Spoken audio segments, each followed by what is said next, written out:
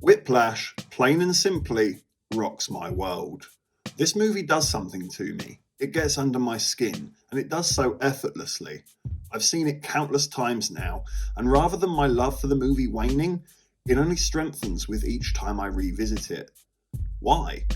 I can boil it down to three key factors: character, music, and subtlety. Starting with character, Miles Teller's character to be precise, Andrew Neiman. No, I didn't say that incorrectly. Andrew Neiman, sir? Neiman. And Neiman lost it. Neiman lost it. A young, shy boy in college with not many friends and a family that doesn't understand him. But none of that matters. Not really. What matters is that he has a dream of becoming the greatest drummer of all time. That's what matters. Because I want to be great. And you're not. I want to be one of the greats. We meet him practicing the drums. Most of his scenes in this movie, from start to finish, is playing the drums. And if he's not playing the drums, he's thinking about drums. He's talking about drums. Drums, drums, drums. It's all that matters to him. And rather than making the dialogue unnatural and heavy, weighing down the movie, it's these subtle depictions of Andrew that we subconsciously pick up to understand his state of mind. It's the greatest of all time, or die trying for this kid. And ultimately, that's relatable. Anyone who has a dream, a goal to achieve, whether it be big or small, whether it be making enough money this week to meet the rent, or getting that massive promotion that you've always wanted, whatever it is, you can relate to this story. And it works. And it hits me every time because I've been there. Yeah, I've been there too. Yeah, it's going on really well. I'm the new core drummer, so... And there as well. And because the movie keeps it so short, sweet and brief on the other factors in Andrew's life, it allows the viewer to slip into his shoes so much easier and relate to themselves. It's so grounded on a human level that every time you feel the hurt of the main character, you can't help but want to cheer him on. And what's beautiful is that it doesn't leave the character feeling shallow at all. It actually gives him a depth and understanding from the viewer, at least on a ground level to begin with.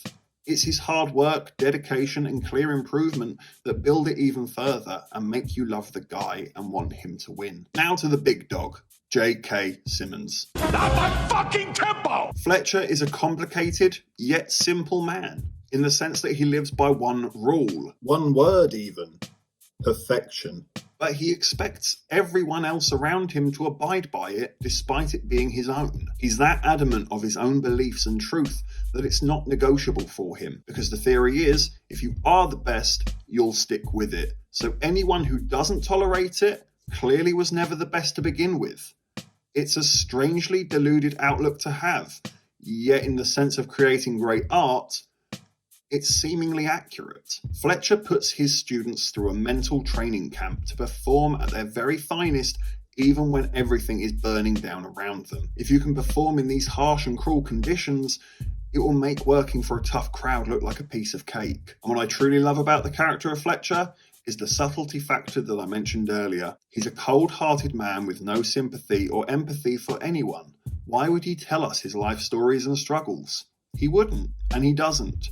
Yet through small moments, we see exactly who he is and why he is the way he is. A scene in which Fletcher comes into class and plays his friend's music because he committed suicide the night before, despite being an excellent musician, I find almost too perfect. It shows you just how much music means to Fletcher.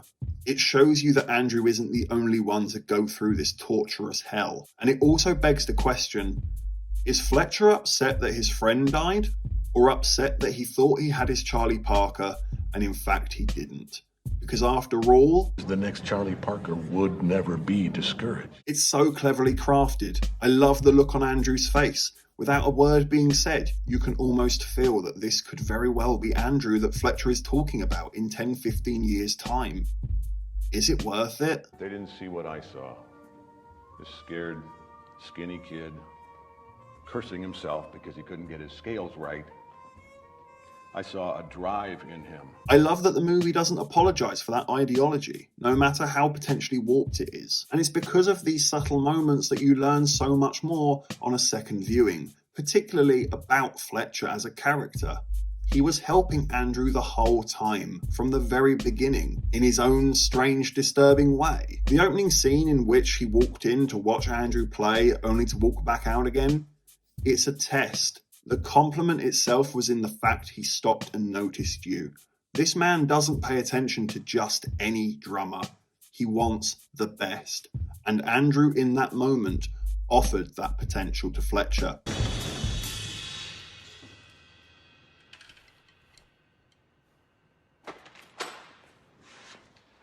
Oopsie daisy. Forgot my jacket. Already, the mind games begin. From that point forward, it's a matter of Fletcher testing this kid to see what he's made of. Can he follow strict instructions? Can he operate like a wind-up monkey on demand? I love the moment in which Fletcher tells Andrew to be there at 5 a.m. sharp, only for Andrew to be late and arrive with nobody there. I can't help but wonder if Fletcher would have been there had Andrew been on time. I recently discussed this with a friend and we couldn't come to an agreement. I personally think that Fletcher would have been there at 5 a.m. sharp, strictly from the fact he always enters his class dead on the start time.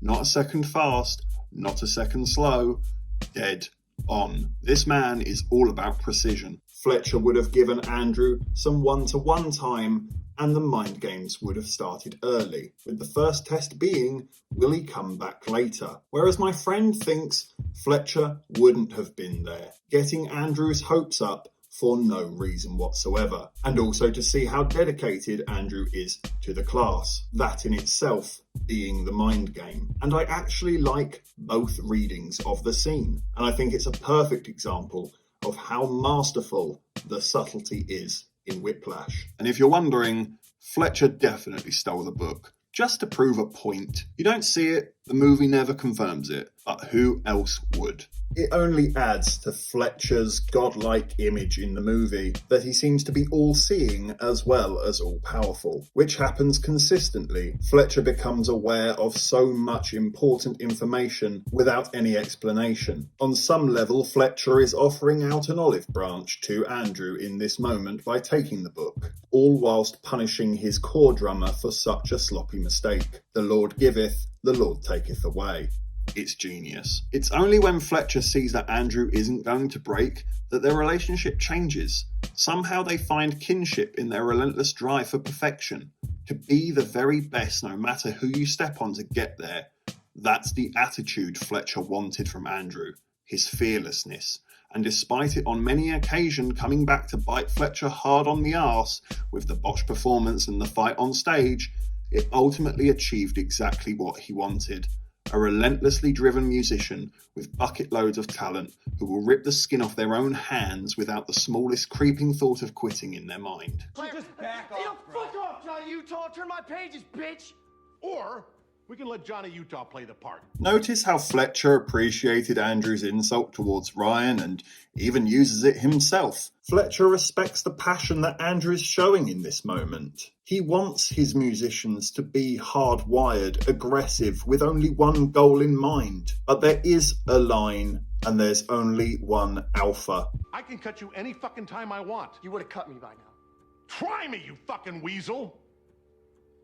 It's hypocritical of Fletcher.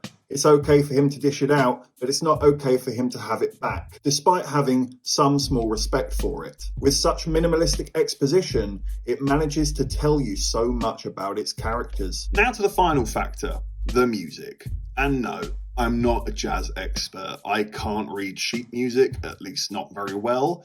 I'm not here to critique any of that. What I will say is it can be quite fun trying to play along with Fletcher and spotting the bum notes during the infamously dreaded not quite my tempo scenes. Music is the blood in the veins of this movie. It accompanies the stress, the hard work, the yelling, the sweaty, blood-dripping hands with its sheer pace and tempo alone. The beat of a drum kit already holding resemblance to a heartbeat, it only adds to the tension and brings it further to life. I also like that you see the smaller details. The spit being loosened from the saxophones, the skins of the drums being tightened. Before Fletcher walks into his very first class, a boy says, "Melt the cunt!"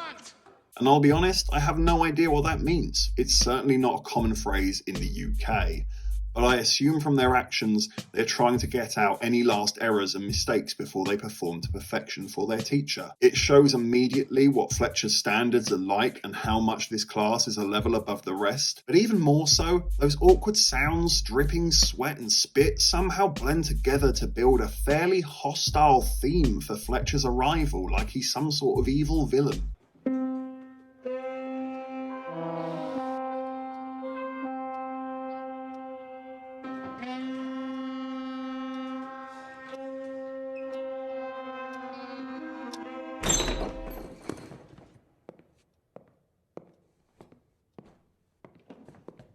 But of course, we can't discuss the music without the real moment in which it shines, being the ending. The tension and disruptive chaos you bear witness to and feel slightly shell-shocked by all finally comes to a head and just explodes. It takes quite a lot to make me cry in a movie, yet the ending of Whiplash can leave me bawling like a baby. Not only is Andrew finally having his moment to shine and do what he can do, but it's the fact that Fletcher immediately drops any ill feeling towards Andrew and immediately becomes his mentor again, striving for greatness.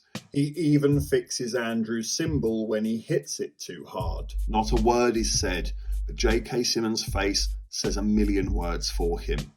The pride, the amazement, the bond he's feeling right now. He even has to shake himself off a little bit to get back in the zone. It's so well recognised by J.K. Simmons. This is the first time the pair have been working together in the movie on Andrew's terms. And look what it's producing. Greatness. Exactly what we all wanted to achieve at the very beginning. But it's the shot of Andrew's father's face that kills me every time. The simple shocked look of, "I had no idea you had this in you," is something everyone who's been misunderstood wants to feel.